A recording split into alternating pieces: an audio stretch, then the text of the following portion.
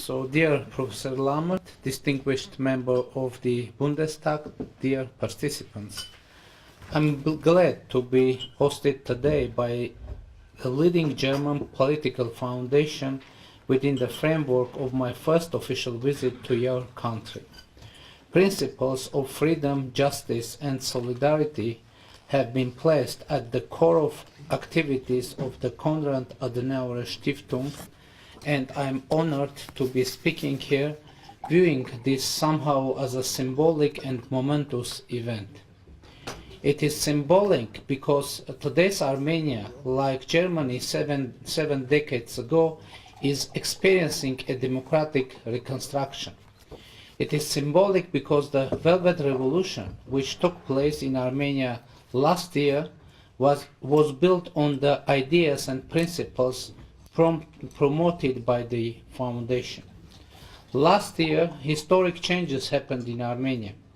We restored democracy, which has been abused and distorted since the times when we rose in a nationwide popular movement against the communist regime. Today, I'm proud to declare that democracy is no longer endangered in Armenia.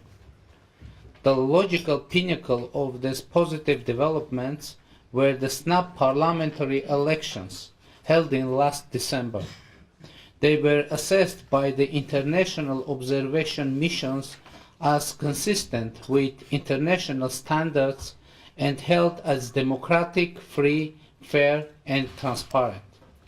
As a matter of fact, they were the only uncontested elections ever conducted in Armenia since the elections held in 1991 just on the eve of the collapse of the Soviet Union.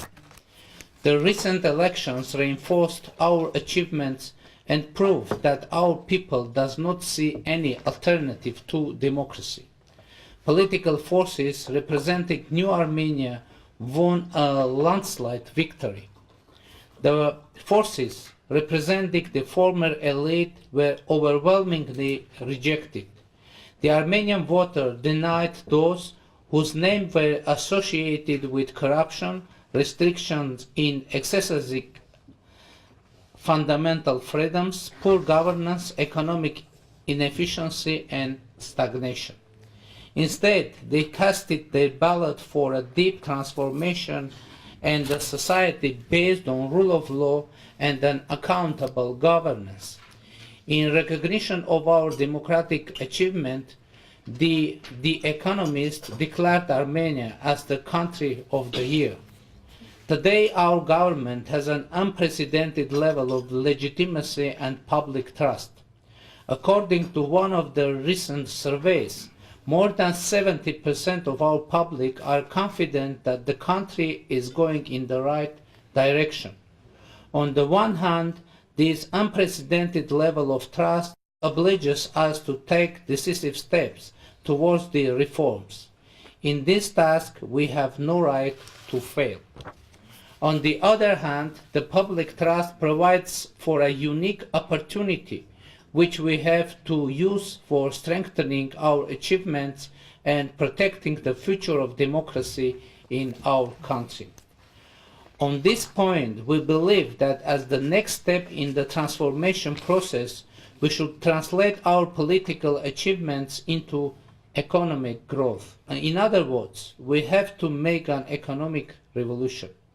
Democracy and economic development have a strong interactive relationship in our society. The economic revolution and elimination of poverty are the priorities of our people. This idea constitutes the main premise of the program of our new government. How are we going to achieve that goal? The answer to it is very simple, but yet not that easy to achieve. We see the establishment of conducive environment conditions for a free and unrestricted relation of the business and intellectual potential of our people as one of the main prerequisites. We have adopted and already started implementing an ambitious reform agenda to this end. In particular, we are currently taking drastic measures to fight against corruption, eradicate monopolies, establish level playing field for all economic and political actors, and strengthen independent judiciary system. In order to succeed in implementing these reforms, we are developing our economic and political institutions. Changing institutions is a difficult process for any government and society. It requires significant resources, both financial and intellectual. We are determined to move forward on this path. However, like any other country in transition, we need assistance in accelerating the pace of the reforms.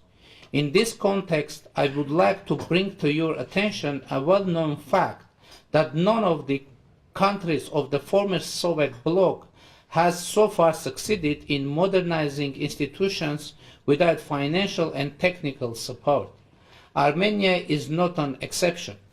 Moreover, in addition to the challenges typical for the post-communist countries, Armenia, since the very first day of its independence, has been facing several other challenges. Being a landlocked country is a geographical handicap, but facing almost a 30-year-long imposed transport blockade is a deliberate political move against our country with serious and sometimes insurmountable impediments for its economic development. Energy security is another issue for us. And finally, legacy of the past creates an unfriendly security environment and uneasy geopolitical situation, which in some circumstances can grow into an existential threat. In this respect, partnership with the European Union is of an immense importance for Armenia and our reform agenda. It is hard to overestimate the significance of the EU support which have been provided to Armenia over the last quarter of a century. As I stated above, we are determined to move forward in the realization of our reforms. We will do it regardless of all difficulties and unforeseen circumstances. However, the EU financial and technical assistance could accelerate the processes undertaken in Armenia and make them more robust and instrumental. Here, I want to emphasize the importance of the comprehensive and enhanced partnership agreement with the European Union. Its implementation can immensely contribute to the development of our institutions. SEPA is, in fact, tailored as a development strategy plan for our country and could become one of the cornerstones of our reform agenda. With the same view in mind, we want to deepen our economic relations with the EU member states. Germany itself is one of our major donors and main trade partners. We are working together in numerous areas, including information technology sector, energy, tourism, culture, education, science, you name it. We are strongly committed to strengthening our ties and exploring new prospects for economic cooperation. New democratic Armenia opens wide opportunity for trade and investments. In addition to the robust institutional reforms currently underway, we have some other advantages too.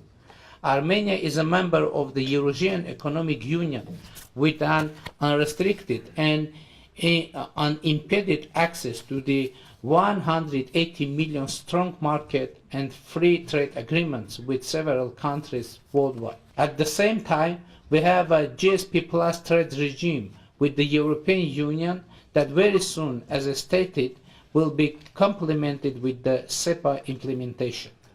This important fact constitutes one of our main comparative advantages. Armenia could play a role of an economic bridge connecting the markets of the European Union and the Eurasian Union. Ladies and gentlemen, speaking about the perspective of our economic cooperation, I would like to highlight that the technology sector is rapidly growing in Armenia, and the pace of that growth is unprecedented. Over the past 7 years, the sector has grown fivefold. IT sector is becoming one of the driving forces of our economic growth, with an enormous potential for further development.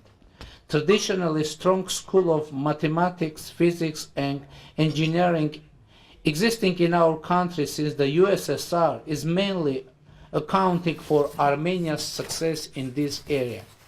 However, I am also confident that the Armenian Revolution, which created conditions for an unrestricted realization of the talent of our people, will significantly contribute to the development of technologies in our country. I believe that freedom and the spirit of creativity and innovation are interconnected. New government of Armenia has declared the technology sector as a top priority, and we see it as the locomotive of our economic revolution and the cornerstone of Armenia's economy of future. Ladies and gentlemen, I want to conclude my speech by reiterating that cooperation with the European Union and its member states is of a vital importance for democratic Armenia. At the same time, I believe that Europe, in its turn, is interested in having a stable democratic partner in the volatile region of South Caucasus, an economically developing and progressive Armenia sharing the common European values. Thank you for your attention. Now I'm ready to answer your question. Thank you.